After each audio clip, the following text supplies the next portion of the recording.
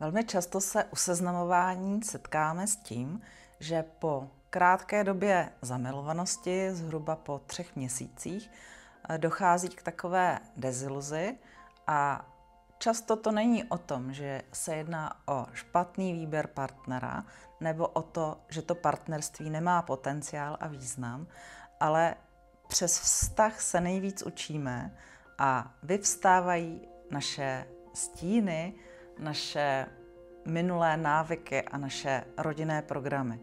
A my se můžeme právě přes vztah dobře učit a učit se tak, aby jsme dali šanci vztahu, který tu perspektivu má. Dalším nešvarem v dnešní době je často takzvaný ghosting. To znamená, že vymlčím komunikaci a přestanu se partnerovi ozývat.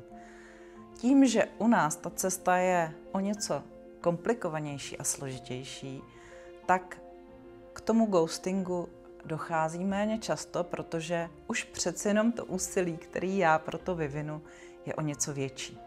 Je pro nás zásadní vytvořit bezpečné prostředí a právě proto klienti, kteří jsou ověření, tak jsou ověření tím způsobem, že někdo od nás z agentury toho člověka vidí osobně a vidí i jeho občanku právě proto, aby se lidem, kteří mají jiný záměr pro seznamování, ať už je to právě jenom ten flirt, anebo jakýkoliv jiný, třeba podvod, tak aby pro ně se nevyplatilo jít touto cestou. Nejde o to jen někoho najít, ale najít někoho, s kým to bude skutečné. V Náhodě věříme, že vztahy se nerodí z algoritmů, ale z porozumění, důvěry a individuálního přístupu.